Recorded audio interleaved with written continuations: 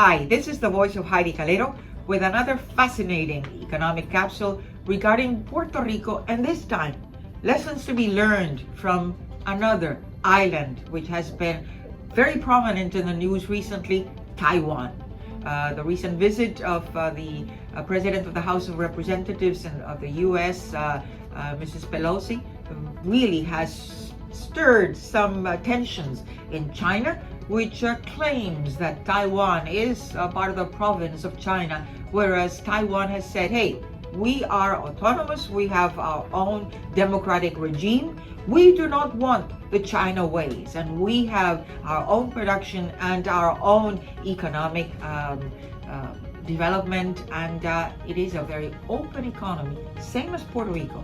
Let me show you in this first graph the world map, the location of these two islands which we are focusing today. Puerto Rico in the Caribbean, strategically located midway between North America and Latin America, and Taiwan, which is the other side of the ocean, the world in Asia, and Taiwan is also another island close to China and close to Japan and other Asian countries. In fact, it's one of the Asian tigers, together with South Korea and Japan. And certainly it is a story that we want to relate in terms of Puerto Rico. And let's start with the second graph that I'm depicting for you here, this table, which depicts some of the comparisons between Puerto Rico and Taiwan. In terms of size, the island is about 9,104 kilometers compared to 4 times the size in Taiwan with close to 36,000 kilometers. Certainly large, but you know what? It doesn't have oil, it doesn't have minerals, it doesn't have gold.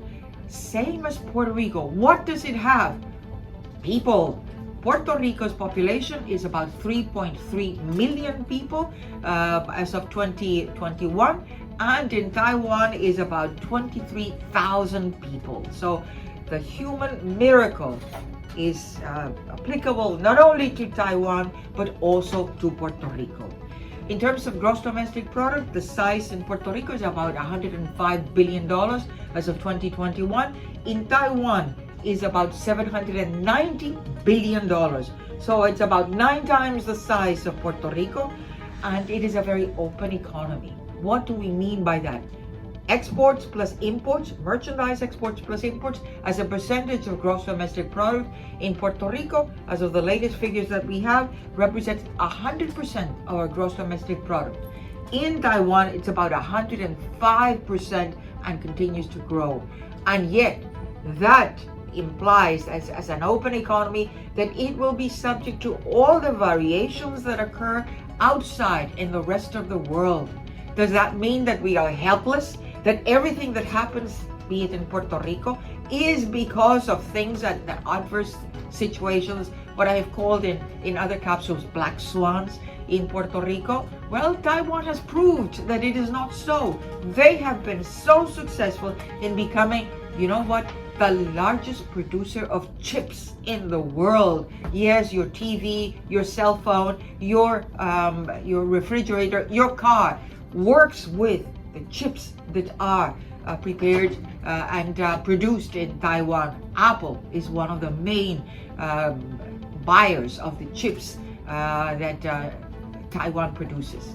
In terms of what is some of the reasoning behind what the chairman of the semiconductor manufacturing company was interviewed recently by Fareed Zakaria in GPS and CNN, he said, you know, our miracle is education. Anybody who wants to study in Taiwan has access to universities. Number of universities in Puerto Rico, 148. That includes campuses, universities, you name it, colleges. Same in Taiwan, 152. Yet the standards of education in those universities and in public education are very high. Puerto Rico started that way, but somehow along this road to economic growth, we lost our way. Our universities have been reducing the standards, the entry standards, especially the State University, the University of Puerto Rico. Well, we have to amend that. That's one of the reasons why the miracle, the human miracle of Taiwan. And then in terms of the budget, education, the share of education in the overall budget of the government, the fiscal budget, in Puerto Rico is about 31%. We spent or the Department of Education in Puerto Rico is about $3 billion with a B. It's not a problem of resources why we have such poor education. It's a problem of execution and to have a clear vision, higher standards, and demanding that of all students and not passing them of grade because it was something that was charitable to do because of the COVID. No, that was said by a Secretary of Education in Puerto Rico. Shame on you, Mr. Secretary. No longer there, but shame on you in our past history. And in Taiwan, it's about 20%. What a well spent 20% in terms of the higher standards of education. And then these last two graphs that I'm depicting for you, the results of that. Let's look at real GNP growth. The green line is Taiwan, real GNP growth, and in Puerto Rico is the red line that you see there from 1985 through 2021.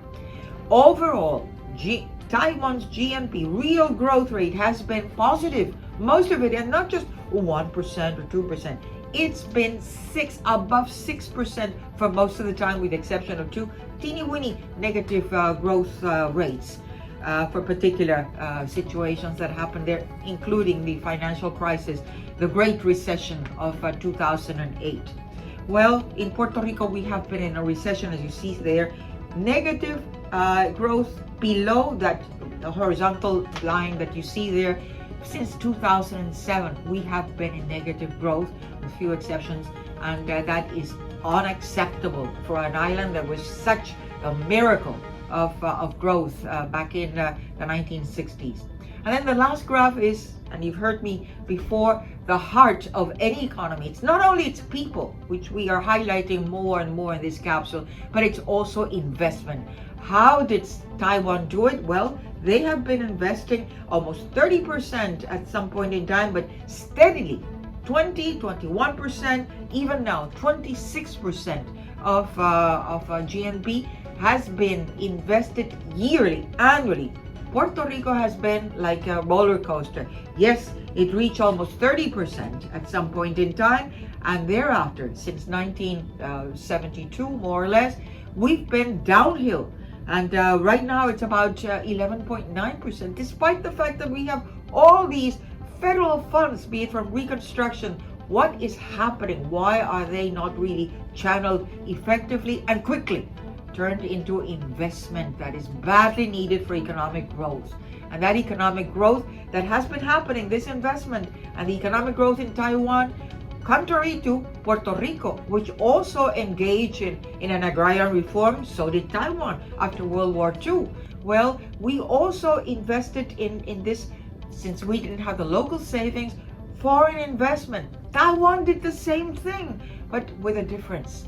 Puerto Rico relied on Section 936 of the U.S. tax code prior Section 931. It attracted U.S. multinational companies, and they invested here in these big ticket items, the pharmaceuticals, the electronics, big multinational firms. Taiwan has done it with small and medium local enterprises in partnership with other companies. What a big difference, and they are proud of it. And this leads me to the 6 invisible effects which the prior president of the Bank of Taiwan indicated that has been really the success of Taiwan. And let me just quickly read them, because Puerto Rico needs to really pay attention to this.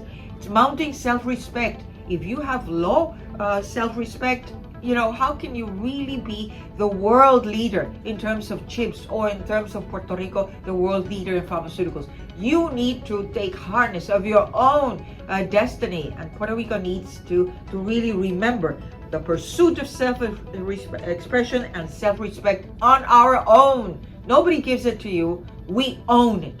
The second invisible effect is ethics and economics. It's great to have a lot of money, but you have to do it with work, not really taking advantage of others in in Taiwan, that is one of their principles.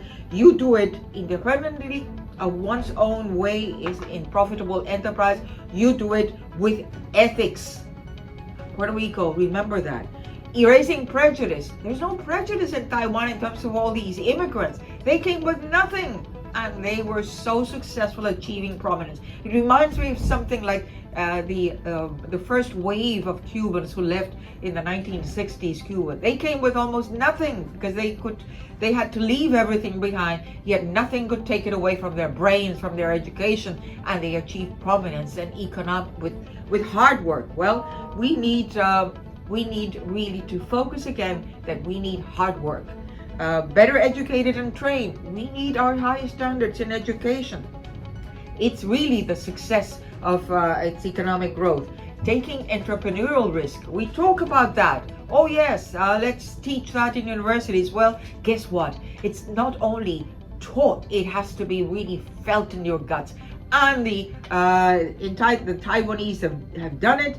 There's a very high percentage of one-man firms and companies headed by 2 or 3-man partnership, and many of them not yet 30 years of age. Taiwan, Puerto Rico, listen to this lesson.